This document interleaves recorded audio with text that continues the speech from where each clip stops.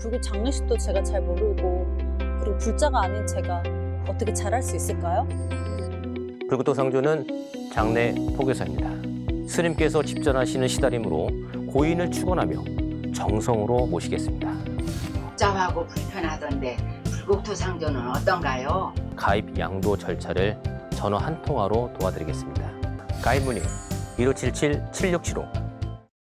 그 절에 가면 절에 그때도 사람들이 많죠. 스님들도 많지 않았는데 이게 곳곳에 유구한 그런 시간이 누적된 문화유산들 이런 걸 보면서 그때 느낀 바가 참 많죠.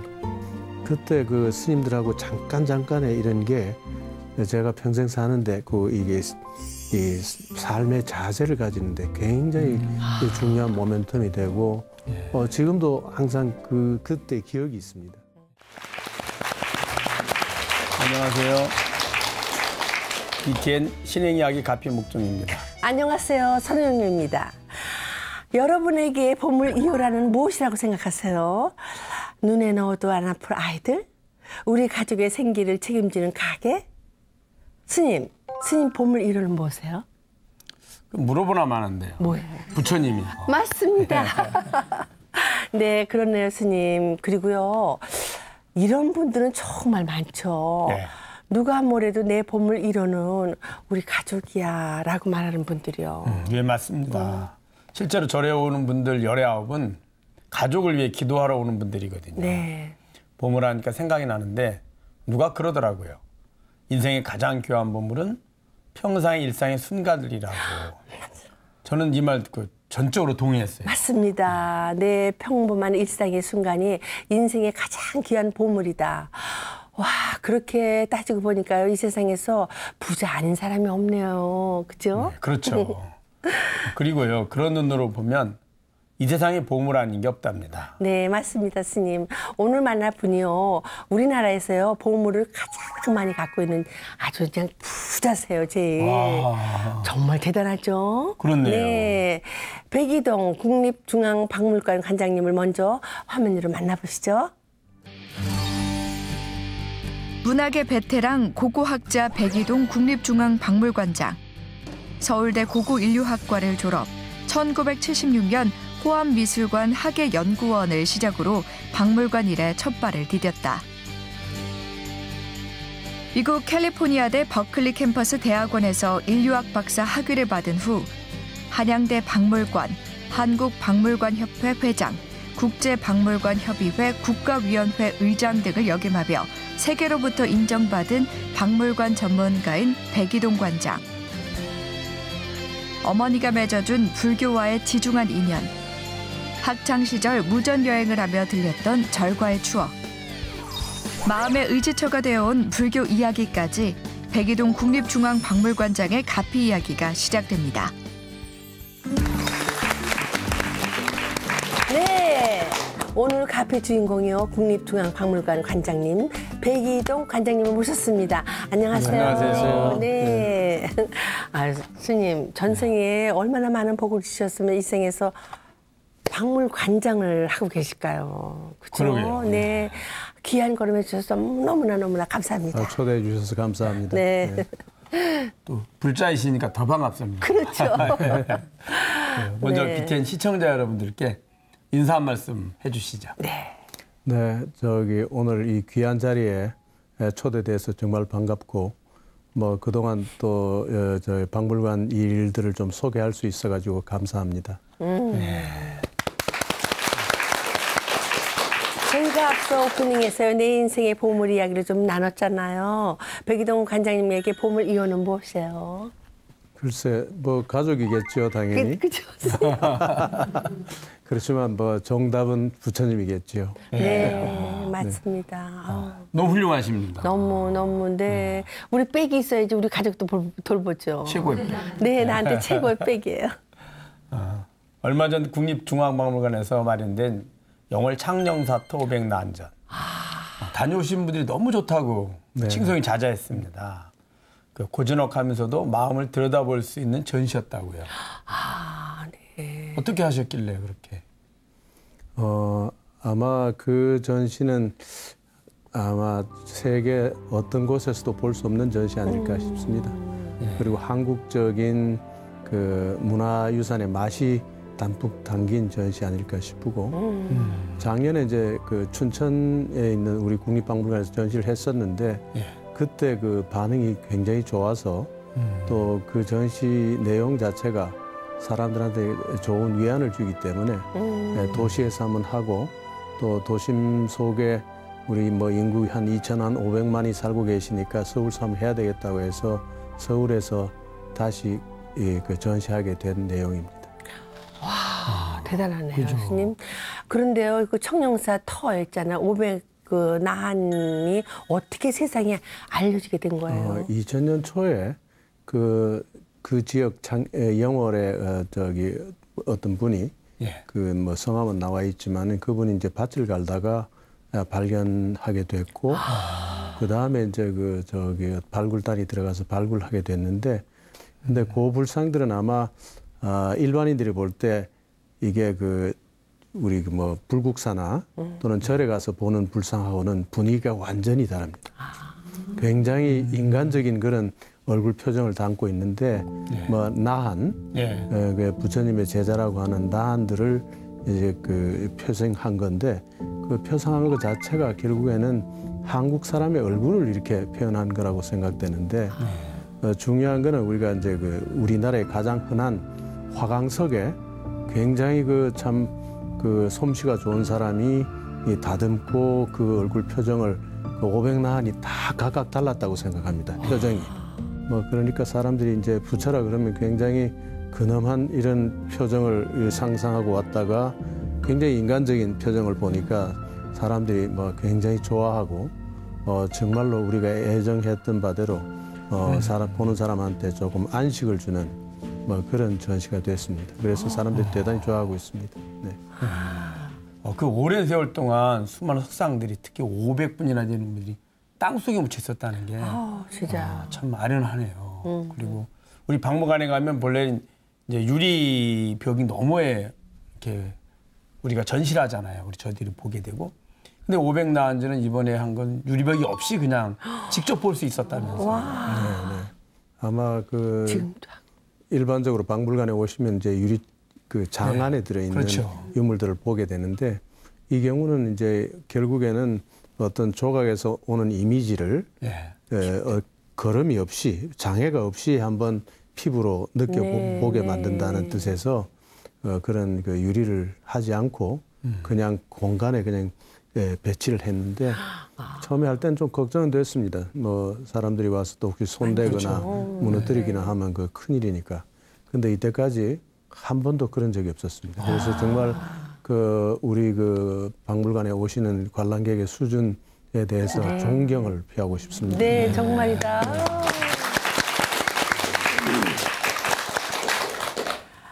정말 실제 그 숲속을 산책하는 또 청량한 그 새소리도 흐른다고 하던데요. 어머, 그야말로 오감 만족 전시회네요. 정말. 네.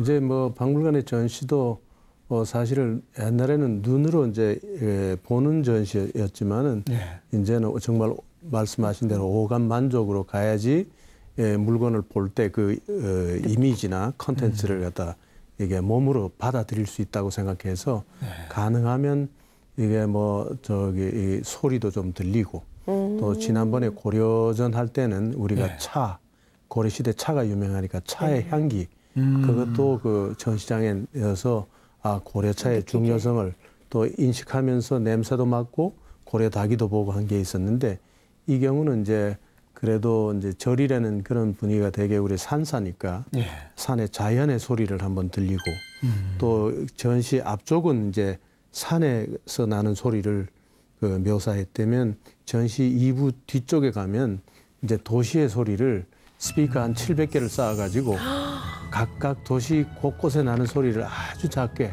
시장에서 나는 소리, 정류장에서 나는 소리, 뭐 이런 여러 가지 사람들이 담소하는 소리, 지하철에서 나는 소리도 있습니다. 그런 소리들을 4개 해서 이제 자연의 소리하고 새 속의 소리하고 이게 한번 컨트라스트를 느끼면서 이게 저기 한번 부처님을 다시 생각하는 뭐 그런 자기를 성찰하는 그런 시간이지요. 와. 뭐 그런 시간으로 만들려고 했습니다. 정말 스님, 우리 부처님을 산에서만 만나는 게 아니라 도시 어느 곳에도 다 계시니까 표현이 너무 적절하네요. 그죠, 스님? 원래 부처님께서 부처님 법을 설하신 의미가 저 산속에만 깨달음이 있고 도가 있거나 혹은 뭐 인간들에게만 혹은 수행자들에게만 있는 것이 아니라 언제 어느 곳 어디에도 있죠, 사실. 예. 근데 그거를 알기 위해서 일단은 세속에서 조금 벗어나서 스스로를 돌아볼 수 있는 계기를 가진 다음에 다시 이제 찾을 수 있는 그런 방편을 이야기했을 뿐입니다. 그 모습이 아란, 특히 이제 도심의 이 삶의 소리잖아요. 우리 인간들의 소리고요. 그게 아란이라는 그런 모습하고 너무 잘 맞는 것 같습니다. 그렇죠. 네.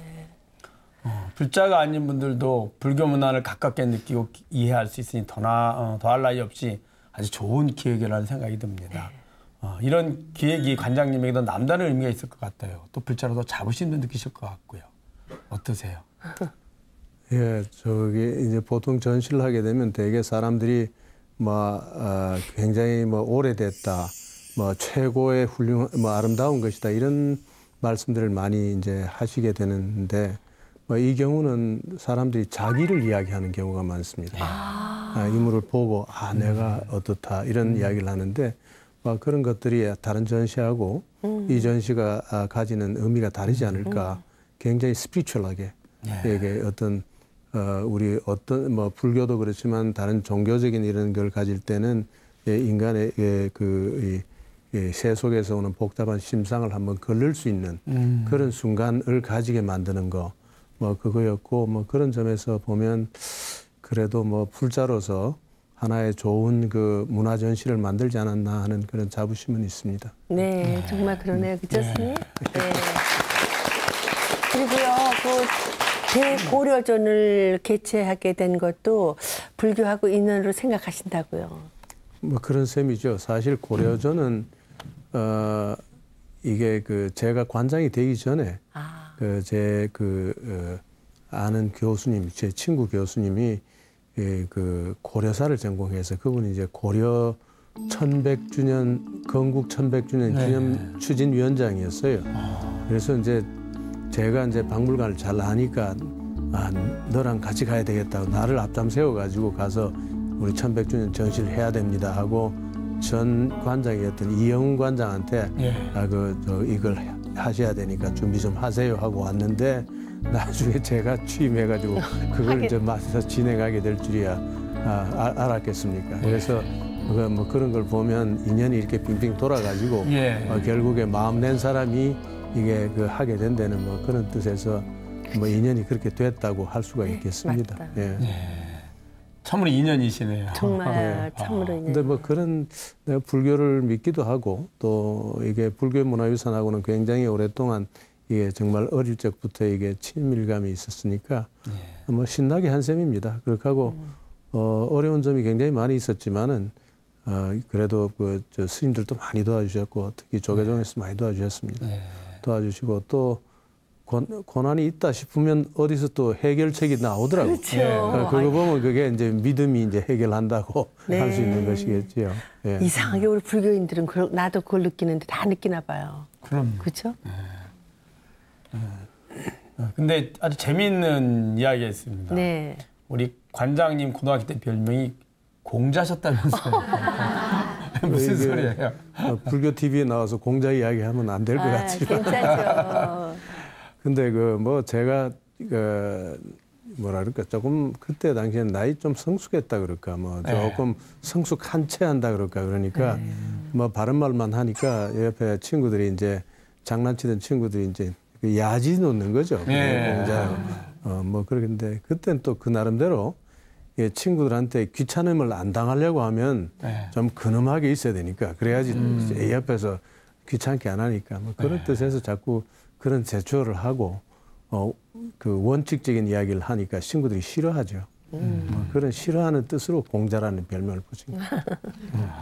우리 백이종 관장님이 박물관 관장이 될 수 있었던 것도 그럼 어린 시절에 쌓아놓은 추억 그런 덕분이라고 생각이 드네요. 그 인연이라는 게 씨앗이라는 거는 네. 원래 미약하지만은 예. 이렇게 거기서 쭉 커 나오면서 시간이 흐르면서 그렇죠. 인연이 점점 두터워지는 거겠지요. 그렇죠. 예. 네.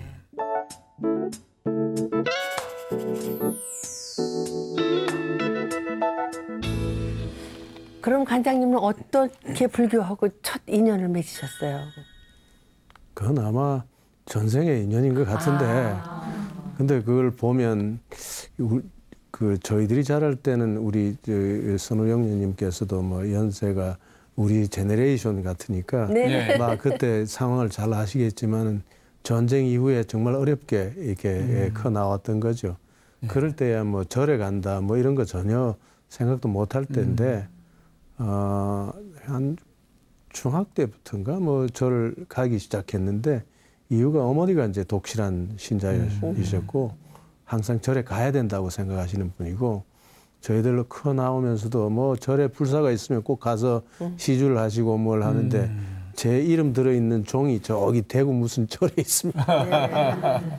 뭐 그런 정도신데 중3 때 아버님이 돌아가셨는데 그때 이제 그 49제를 절에서 했었지요. 뭐 그러면서 일주일에 한 번씩 계속 가게 되니까 절에 굉장히 익숙하게 된 그런 동기가 됐고 그 이유는 뭐 그 절에 그 부산 영도에 있는 작은 절인데 예. 뭐 그 절에 가서 방학 때는 뭐 일주일씩 있다가 오기도 하고 뭐 스님들하고 이렇게 농담도 하고 장난도 치고 이렇게 살았습니다. 뭐 그러던 게 이제 고등학교 때 가서 그 완전히 조금 바뀐 거는 그때 무슨 계기가 있어가지고 뭐 여행을 좀 갔습니다. 여행 가는데 무전 여행을 갔었는데 그 절로 다닌 거죠. 예. 그게 아마 굉장히 큰 인연이 됐던 것 같고. 그런데 그 시절에 절의 시절 다니시면서 쌓은 추억이 또 있으시다고요? 아, 그 많죠. 근데 그때 한 보름인가 한 3주 정도 갔었는데 예. 그때 그 절을 그 고등학교 1학년 때인데 그때 다니던 그 추억이 지금까지도 생생해요. 그리고 그게 엄청난 힘이야. 그때 뭐 어머니한테 돈을 뭐 3,000원인가 4,000원 얻어가지고 이제 그거는 비상금으로 가지고 있으면서 걷고 도둑차 타고 이렇게 가고 밥은 절에 가서 얻어먹고 또 절에 스님들이 그때 막 후했으니까 방도 많이 비어 있으니까 자라 그러고 그러셨는데 그때 그 스님들의 그 인간을 이 가리지 않고 받아들여 주시는 그 마음들 그 절에 가면 절에 그때도 사람들이 많죠. 스님들도 많지 않았는데 이게 곳곳에 유구한 그런 시간이 누적된 문화유산들 이런 걸 보면서 그때 느낀 바가 참 많죠. 그때 그 스님들하고 잠깐의 이런 게 제가 평생 사는데 이게 이 삶의 자세를 가지는데 굉장히 중요한 모멘텀이 되고 지금도 항상 그때 기억이 있습니다. 보통 무전여행 가면 절로 안 가지, 절로 가겠습니까? 그렇죠. 주로 이제 뭐 도시로 간다든지 뭐 친구나 지인의 집을 통해서 간다든지 이렇게 하는데 절로 갔다고 가셨다는 것도 절에 가서 그 문화유산을 볼 수 있는 안목. 네, 대단하죠. 사실은 그때만 해도 문화유산이라는 개념이 많이 없었을 때거든요. 네, 맞습니다. 네. 절에 사는 스님들조차도 그게 문화유산이라는 개념이 없이 그냥 우리가 이제 성물로서 이렇게 모시는 거였죠, 그냥. 네. 근데 그걸 그런 눈으로 보셨다는 게 대단하죠. 오늘의 박물관장을 하실 수 있는 그런 토대가 아니었을까 싶기도 합니다. 남들은 말이죠. 법대, 의대, 상대 가려고 아주 그냥 난리를 치잖아요. 그러죠. 근데 특이하게도 고고학이라는 학과를 선택하셨잖아요. 아, 부모님이 얼마나 애를 탔을까, 그때 당시에는. 학과 선택에 대해서 그럼 가족들이 반대는 안 하셨나요? 반대까지는 하지 않고 그건 무슨 학문이고 뭐 이렇게 묻죠. 뭐 하는 거고 취직은 되나 뭐 그렇게 뭐 물으셨는데 사실 저희들 대학 나올 때만 해도 뭐 법상대 아니면 법상대 의대 아니면 취직 제대로 하기가 힘든 거죠. 네. 뭐 지금 뭐 우리 학생들한테 그런 이야기하면 뭐 저기 전설 따라 삼천리 이야기한다고 그러겠지만 그때도 사실은 취직은 힘들었거든요. 그래서 뭐 어디 가서 회사원 하는 이보다는 뭐 앉아서 공부는 하는 게 낫겠다는 이런 생각도 있어가지고 지속을 했는데 그 고고학을 선택한 것은 결국 아까 그런 저 나름대로의 문화에 대한 이런 생각들이 있어가지고 그걸 하면 그런 걸 좀 많이 볼 수 있겠다는 이런 생각도 있었고 여하간에 이 문화 그때만 해도 문화를 전공한다면 이거 굶는 사람이거든요. 네, 특히 고고학한다면. 그래요.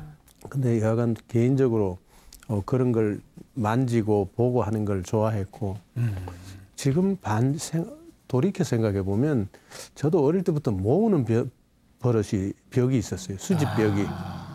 이제 그런 것들이 그런 거하고 뭉쳐져 가지고 자연스럽게 이렇게 그걸 선택하게 되지 않았나 싶고 뭐 그거 아니고 그때는 뭐 저는 성격이 앉아서 생각을 많이 하는 사람으로 저 스스로를 판단하고 있었으니까 이게 꼭 교수가 좋겠다. 교수하는 게 뭐 그랬는데 아마 그런 것들은 딱 맞아 들어간 것 같아요. 혼자서 이렇게 연구하는 시간이 많은 게 좋고 또 그렇게 하고 아는 것도 이렇게 나눠주는 그게 좋은 거고 또 그게 주제 자체가 문화니까 뭐 굉장히 다양하게 포괄적으로 이야기할 수 있고 뭐 그런 면에서 뭐 잘 선택했다고 생각하는데 아마 원래 그 어릴 때부터 보아온 거 저희 천성 이런 게 합쳐져 가지고 자연스럽게 선택했다고 생각합니다. 그러니까 이 방송을 보고 이제 고고학 진학을 희망하는 후배들이 생긴다면 어떤 조언을 해주고 싶으신지. 고고학 자체를 가지고 이야기하면 아마 사람들은 옛날 물건을 발굴하고 이런 걸 많이 생각할 겁니다. 근데 이제 고고학이라는 거는 원래 시작할 때 옛날 물건을 연구하는 거거든요. 그래서 우리나라에도 사실은 현대적 의미에서 최초의 고고학자가 누구냐 하면 추사 김정희예요. 뭐 금성문 옛날 비석 연구하고 그분은 사실 금성문 연구하기 위해서 답사도 계속 다닌 분이에요. 북한산비, 황토령비 이거 다 가서 탁본하고 그런 거죠. 이제 물질에 대한 연구거든요. 이제 그래서 사실 현대 사회에서 아마 그 인문학적으로 살아가는데 가장 그 좋은 인문학적 소양을 제공하는 학문이 고고학 아닐까 싶고 이게 이제 그 다른 학문을 한다 하더라도 고고학을 하면 그만큼 우리가 저 사물에 대해서 면밀하게 관찰할 수 있고 사물을 가지고 상상할 수 있는 힘이 이제 생길 것 같고 또 한 가지는 요즘은 이제 문화 시대인데 결국에 이제 어정쩡한 기술을 이제 앞으로 사회에서 다 사라질 거니까 아주 하이테크나 또는 인문학적으로 이렇게 상상력이 풍부한 창의성이 풍부한 이런 쪽으로 가야 되는데 이런 쪽으로 가려고 하면 고고학적 소양을 가지는 게 아마 여러모로 도움될 거고 또 한편으로는 그런 직업들도 많이 생길 겁니다. 그래서 문화적 그 영역에 그 직업들이 많이 생겨 나가면 뭐 이런 고고학자들이 설 수 있는 그런 영역도 많지 않을까 싶고 요즘 학생들은 이제 저도 학교 떠나온 지가 한 2년 됩니다만은 요즘 그 의외로 중고등학생들이 고고학을 하겠다고 이게 나서는 사람들이 꽤 많아요. 그래서 제가 이제 전국 선사박물관 할 때도 고등학생들이 와서 자기들이 옛날 물건을 만들겠다고 만들어서 이게 뭐 한번 체험 교육을 하겠다고 해서 아직도 그 있습니다. 그래서 그런 애들이 많이 나오는데 이제 교육 자체도 체험 교육이래 물질을 실제 만져가면서 하는 교육 이런 것들이 필요하고 해서 뭐 이런 교육 영역도 필요하고 또 여러 가지 고고학을 하면 우리 박물관에 뭐 저기 우리 한 뭐 40만 점의 유물이 있고 고고학 유물 합하면 한 200만 점의 유물이 있는데 뭐 그런 것 자체가 다 콘텐츠거든요. 그 지금 이제 콘텐츠 시대라고 하는데 모든 콘텐츠의 소스 자체가 고고학 유물 속에 들어있는 거거든. 그러니까 아마 미래지향적인 학문이고 또 한 가지 고고학 선전 한 번 더 말씀을 드리면 이건 고고학은 유물을 가지고 옛날 사람을 연구하는데 옛날 사람을 연구한다는 거는 옛날 사람이 어떻게 행동했는지 옛날 사람이 무슨 생각을 했는지 뭘 만들어가지고 어떻게 썼는지 그걸 하니까 이 사물을 가지고 그 속에 든 콘텐츠를 굉장히 많이 뽑아내는 거죠. 그러니까 물질도 연구하고 그 사람들의 사회도 연구하고 또 한 가지는 거기에 이제 좀 더 올라가면 굉장히 사회 뭐 패턴 이런 걸 이야기하면 철학적인 이런 연구도 하게 되니까 굉장히 다차원적으로 하고 아마 우리나라 분들이 이제 시골에 가서 발굴 현장을 보고 이게 고고학이 하는 일이다 이래 생각하시면 이제는 안 됩니다. 그거는 고고학의 아주 기초적인 부분이고 고고학을 함으로써 굉장히 많은 영역에 가능성이 있는 그런 부분이 있습니다. 그래서 그거는 뭐 젊은이들이 교양으로 하거나 전공으로 하거나 뭐 충분히 그 미래 지향적인 그런 학문이 아닐까 그렇죠. 싶습니다. 많이 알아두는 게 좋네요. 그렇죠? 정말. 들어보니까 오늘 처음 저도 느꼈는데 종합학문이네요. 그렇죠. 네, 종합학문. 단순히 그냥 유물을 연구하는 것이 아니라 아니네요. 문화, 사회, 뭐 인간 이상, 모든 걸 뭐 같이 종교적인 거 이런 거 다 같이 다 연구하는 종합학문이네요. 세상에 알았더라면 정말 어렸을 때 하고 싶네요. 그래. 그러니까 어머니들이 미리미리 이런 얘기를 해줘야 되겠네요. 자제분들한테. 이거는 이런 고고하게 돼서는 이렇다고 얘기를 해주면 그러죠. 걔네들이 선택할 여지가 생기네요. 그죠? 또 미래는 과거로부터 나오니까. 그렇죠. 그 연구함으로 해서 미래를 다시 또 볼 수 있는 해안도 생기고. 네. 아주 종합학문인 것 대단하네요. 같아요. 그죠? 우리 백동 관장님 더 특별하게 인정받는 이유는 전곡리 유적을 발굴한 장본이기 때문인데요. 사실 전곡리 유적하면 우리 선사시대 유적으로 유명한 곳이잖아요. 세계적으로도요. 근데 관장님 평생에 큰 업적으로 꼽는다면 전곡리 유적 발굴에 대한 자부심이 남다르실 것 같아요. 그 전곡리 유적 발굴 좀 말씀해 주시죠.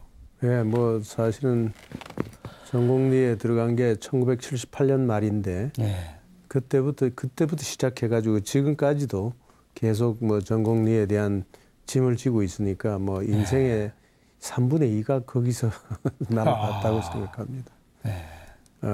사실 그 유적 자체는 이제 아시아에서 처음으로 이제 그 특이한 석기, 우리가 흔히 주먹도끼라고 하는 뭐 아슐리안 주먹도끼라고 흔히 부르는데 그 도끼가 이제 아시아에서 처음으로 이제 거기서 발견됐죠.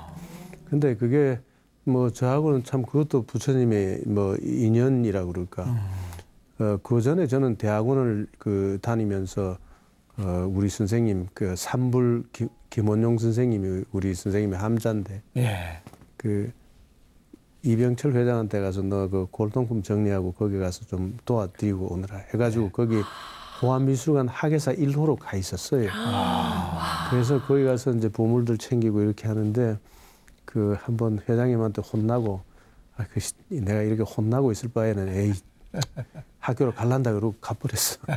그게 이제 3년 반 만에 이제 학교로 돌아간 거예요. 돌아가자마자 그 사건이 그 유적이 발견되는 사건이 있은 거예요. 그러니까 학교 가니까 내가 이제 그 김원용 선생님이 박물관장이셨는데 제가 이제 김원중 선생님 밑에 학예사로 이제 들어간 거죠. 그러니까 당연히 이제 제가 책임지고 그 발굴을 시작해야 돼요. 현장에서. 그래서 이제 그 발굴을 시작하게 됐는데 뭐 그 발굴하면서 사실은 인생이 이게 고고학 인생이 이게 한번 90도 각도는 꺾인 것 같아요. 일로 가야 되는데 이렇게 가버린 거죠. 그 발굴을 시작하면서 지속적으로 한 5년 동안 스트레이트로 발굴을 하고 이제 미국 가서 학위 따고 다시 돌아와 가지고 또 계속해서 발굴을 했거든요. 그래서 이제 발굴을 뭐 여러 차례 했습니다. 하고 뭐 지금도 계속 작업을 하고 있는데 전곡리 유적은 그 유적 자체가 너무 중요한 유적이니까 뭐 자동적으로 전곡리 유적 그래도 제가 이제 백이동이라는 사람이 발굴했다더라, 뭘 했다더라 이런 이야기를 하게 되고 또 전 세계에서 그 스토리를 듣기 위해서 저를 오라가라 한 경우들도 많고 그래서 지금도 뭐 세계 구석계학계는 가서 뭐 큰 소리 칠 수 있는 거죠. 한 관록이 있으니까. 중요하다. 그래서 이게 그 전곡 그거는 저 인생의 많은 시간은 이 그 지나온 유적이기도 하고 또 그 자체가 또 저의 삶을 풍족하게 하기도 하고 다양하게 하기도 하고 여러 가지 의미가 있는데 하나 이제 이게 학자로서 조금 다르게 걸어온 거는 제가 만일 발굴만 하고 그걸 보고서를 쓰고 논문만 썼다면은 그게 또 다른 고고학자들하고 크게 차이가 없을 텐데 저는 90년대 초에 미국에서 들어왔을 때 그 유적 자체가 그때까지만 해도 그 유적이 보존 상태가 별로 좋지가 않았습니다. 계속 민원이 있고 왜 사람 그 지역 주민들은 왜 이렇게 국가가 중요하다고 사적으로 지정했으면 뭘 짓든지 땅을 사주든지 뭐 해야 되는데 보상도 해줘야 되는데. 또 보상도 안 해주고 쓰지도 않고 그러면서 묻고 노니까 사람들이 계속 불만을 하는데 도대체 뭐가 중요해서 이 유적을 지정했으며 뭐 그런 비판을 하는데 그때만 해도 우리 그 문화에 대한 인식이 높지 않으니까 사람들이 다 모든 게 백이동 때문이야. 저는 나쁜 놈이야. 그래 이거 가만히 있으면 욕만 먹고 안 되겠더라고요. 그래서 그래도 사람들한테 이거 유적의 내용을 알려야 되겠다 해가지고 우리가 발굴 초기에 박정희 대통령이 우리한테 주었던 그 콘센트 건물이 있습니다. 그 건물 속을 완전히 뜯어내버리고 거기다 박물관을 작은 박물관을 만들었죠. 그래서 이제 오시는 분은 그 안에 들어가서 박물관 거기서 나온 유물하고 뭐 그림 같은 걸 해두니까 아 그렇구나 뭐 그런 이야기 하게 되고 그걸 하면서 거기 축제를 만들었습니다. 93년에 축제를 하는데 그 축제할 때도 그 무세중 씨라고 유명한 전위 예술가 있지요. 그분이 우리 학생들하고 완전 누드 춤을 춰줬어. 물론 중요한 부분은 가리고 한 거지만 했는데 그때 그 짐승인간의 현대 나들이라는 그런 춤을 추고 뭐 그게 뭐 세상에 이슈가 됐죠. 그래서 뭐 그때부터 계속 그 축제를 할 때마다 중앙에 있는 TV들이 와서 이렇게 해주고 보도를 해주고 했는데 그게 이제 축제가 커져가지고 한 7, 8년 지나니까 100만 명이 그렇게 하고 이제 그때부터 이제 저는 박물관 제대로 만들자 해서 했는데 그 전국에 이제 2011년에 박물관이 만들어졌습니다.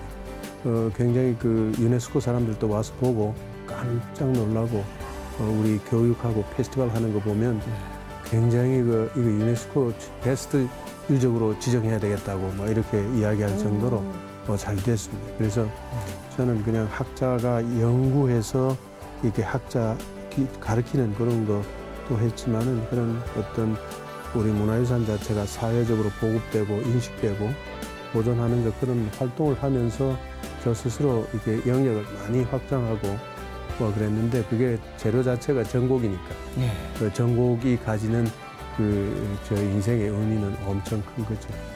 네.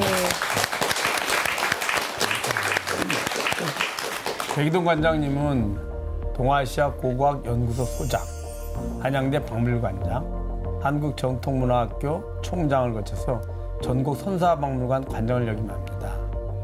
그리고 2017년 6월 정년 퇴임할 때까지 한양대 문화인류학과에서 학생들을 가르치셨고요. 그리고 2017년 7월에 13대 국립중앙박물관장으로 이제 취임을 합니다. 어느덧 취임이 한 2년 되셨네요. 예, 그 2년입니다. 그간의 소회를 좀 말씀하시 주신다면요. 그 소외를 느낄 짬도 없이 뭐 정신없이 해왔습니다.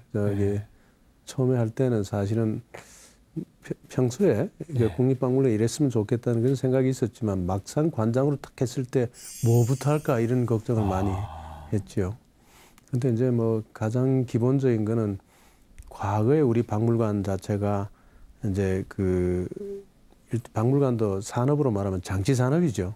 뭐 널어놓고 사람 오기를 기다리는 건데 이제는 오기를 기다려서는 되지 않는다. 사람을 오게 해야 되는 거고 와서 그냥 유물을 보는 게 능사가 아니고 거기에서 어떤 문화유산에서는 감동을 좀 가지고 갈 수 있도록 해야 되고 박물관에 뭐 공부하러 오는 것도 아닌데 와서 이제 놀기도 하고 차도 마시고 뭐 친구도 만나고 뭐 이런 거로 하자.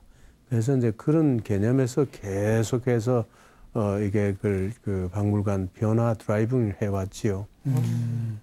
그리고 또 한 가지는 우리 그 서울에서 이제 문화를 이렇게 보고자 할 때 느끼는 거는 그 우리 문화 자체도 그 이제 풍이 있고 뭐 이러니까 저 우리나라 물건이 그 유산인데 있는 박물관도 있고 하니까 그건 아는데 아마 다른 그 유럽이나 미국의 대도시하고는 다른 점이 하나 있다면 세계 유산은 볼 수가 없어요. 우리나라에서 뭐 이집트 유물을 본다든지 우리나라에서 오세아니아 유물을 본다든지 뭐 잉카 유물을 이거는 안 돼. 예, 그래서 앞으로 우리 그 사회가 글로벌해지려고 하면 우리도 우리 것만 있는 게 아니고 세계유산도 있어야 돼. 그렇죠. 그래서 세계유산 박물관도 만들어야 돼. 그래서 지금 그런 걸 이제 준비하고 있습니다. 네, 그렇게 하고 한 가지는 이게 이제 집에는 그 AI 가지고 다 뭐 냉장고에도 말하면 온도 맞춰주고 하는데 박물관에 오면 그거 안 되면 안 되지 않습니까? 예. 그래서 지금은 이제 4차 산업혁명 그걸 적용해가지고 박물관에 왔을 때 어떻게 개개인이 원하는 걸 정보를 가지고 박물관을 볼 수 있을까? 뭐 그런 걸 지금 고민하고 있습니다. 그래서 금년에 이제 스마트 박물관 원년으로 이렇게 선포하고 예. 아마 저 금년 연말쯤 오시면 우리 박물관에 기상천외한 이런 저 비주얼이 생깁니다. 예.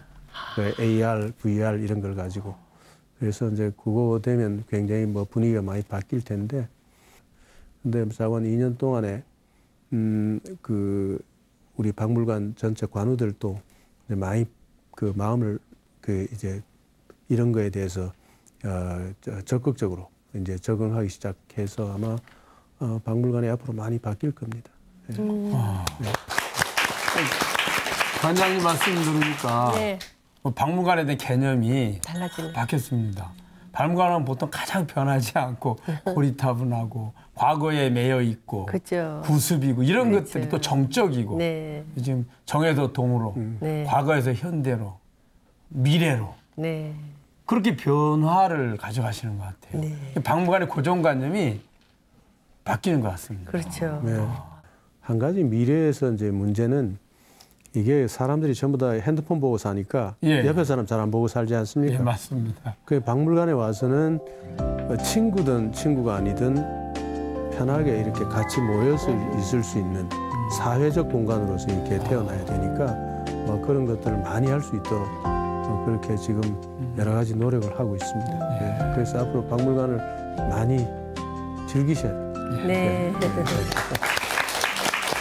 국민들에게 휴식과 치유가 되는 국립중앙박물관이 될 것 같습니다. 네. 그렇게 돼야죠. 예. 예. 무엇보다 박물관 전문가로서 삶을 살아오시면서 부처님이 말씀하신 인과에 대해서 느낀 적이 많으셨을 것 같아요. 어떠세요? 예, 고난에 있을 때는 아무것도 생각나기가 힘들겠지만 지나놓고 보면 아, 그게 그거였구나 이런 그 경우들이 많이 있지요. 근데 저의 삶도 이렇게 되돌아서 이렇게 보면 이게 그렇게 순탄한 거는 아니었죠. 예. 저는 사실은 공부는 어릴 때 꽤 했으니까 이제 뭐 대학을 갔겠죠. 서울대 가셨죠. 예. 근데 이게 사람이 이제 잘하면 시건방 진다고. 예. 제가 고등학교 2학년 때 야, 내가 월반을 한번 해야 되겠다 해가지고 했었는데 예. 그래서 고등학교 2학년 때 검정고시도 치고 그때는 예비고사가 있어요. 예. 예비고사도 치고 이제 서울 가려고 하니까 어떤 선생님이 야, 이놈아, 뭐 빨리 간다고 뭐 너 더 빨리 도착하냐? 그렇게 우리 국어 선생님이 이제 한 쥐어박더라고요. 예. 그래서 포기를 했는데, 그래서 나중에 이제 그게 쭉 지나가지고 대학원 시험 치는데 또가닥 떨어져 버렸어. 예. 아, 그게 대학원 시험에 떨어지는 건 등신이거든요, 그때는. 왜냐면 떨어지는 사람이 없는데. 예. 그런 게, 아, 왜 떨어졌을까? 내가 그렇게 실력이 없나? 뭐 이런 자괴감 들고 두 번째 시험 볼 때는 겁이 나가지고 내 발표장에 가지도 못했습니다. 한 번도 그런 경험이 없었으니까. 예. 이제 그런 게 이제 되돌아보는 그런 계기가 되고 했었는데 또 미국 갈 때도 보면 처음에 미국의 유수한 재단에서 자금을 주기로 했는데 그거 보니까 또 안 되더라고. 예. 그러니까 대학 졸업하고 나서는 한 5년 동안은 계속 역경이에요. 그렇다고 죽는 건 아니고 굶어 죽는 건 아니고 뭐 장가도 가고 했으니까 다 괜찮았는데 삶이 참 힘들었죠. 그래서 미국 가서 제가 80년대 유학생이었는데 유학 생활 자체는 아마 1960년대 유학생을 했을 거예요. 이렇게 돈 벌어가면서 공부를 하려고 하니까. 아유. 물론 장학금도 중간에 많이 받고 했지만은 그래도 다른 경우보다는 훨씬 더 힘들게 좀 했었는데 그때 그렇게 그 고생한 것들이 지금은 그때의 그 고생이 어디 가서 외국 사람 만나도 전혀 그게 없이 자연스럽게 이야기되고 그 편안하게 할 수 있는 그런 게 있더라고요. 그래서 이 사람이라는 게 보면 하나의 그 역경이 시련이고 역경이라 이거는 배움의 기간이지. 그렇죠. 예, 그게 다 미천이 되는데 그렇죠. 뭐 거기에 대해서 좌절하거나 그럴 필요가 없다고 생각하는 거죠. 그래서 오늘날이 괜찮다고 하면은 과거에 그런 것들이 모여가지고 그렇죠. 오늘날이 된 거지 네. 그냥 순탄하게 쫙 오는 그런 삶은 없다고 생각합니다. 없는 것 같아요. 네. 살아있는 부처님 네, 인과법이십니다. 맞아요. 인과 인과예요. 네, 정말 공감이 가요. 저도 네. 그런데 이제 BTN에서는요, BTN 그 신행 이야기에서 가피 공식 이건 질문이에요. 우리 백이종 관장님에게 가피란? 가피, 제 인생 자체가 저는 뭐 부처님의 가피라고 생각합니다. 자곤 어릴 때부터 불교의 인연이 이게 쭉 있어요. 그때는 인식하지 못하는 인연이었고, 근데 지금 와서 그렇게 내 하고 싶은 대로 하면서 사실은 뭐 부모들이 아까 말씀하신 대로 뭐 법대도 보내고 싶고 그렇겠지만 하고 싶은 대로 하면서 그런 역경이 있으면서도 지금 제가 할 수 있었던 걸 많이 했고, 그렇게 하고 지금은 제가 한 거 가지고 남한테 또 베풀어 줄 수 있는 그런 입장이 됐다는 것에 대해서 상당히 그래도 부처님의 가피가 있어가지고 그런 과정을 거쳐가지고 오늘날 제가 된 거 아닌가 그렇게 생각하고 네. 겸허하게 생각하고 싶습니다. 네. 네. 우리 부처님, 우리 스님 오늘 백이종 관장님 만나심 어떠셨어요? 살아있는 그 인과법을, 네. 인연법을 네. 이렇게 체험을 통해서 듣는 것 같습니다. 그래서 부처님에 대한 신심과 원력을 일깨워주는 그런 만남이었던 것 같고요. 우리 중생들의 삶은 완전한 행복을 찾아가는 탐구의 장이 순례의 길입니다. 이 순례의 길에서 가장 바르고 안전하고 쉬운 길, 바로 부처님 길이거든요. 그렇죠. 이 여정에서 부처님의 가르침을 만날 수 있는 것 그 자체가 너무도 소중한 기회를 얻는 것입니다. 우리 선조들의 유물과 유적을 통해서 삶의 지혜와 부처님의 지혜를 일깨워주고 또 주위에 가르쳐주시는 백이종 관장님. 이 시대의 또 다른 대승보살의 모습이라고 생각됩니다. 네, 이 인연으로 더 건강하시고 모든 원력 성취하시길 그리고 부처님 가피가 가득하시길 바라드리겠습니다. 네.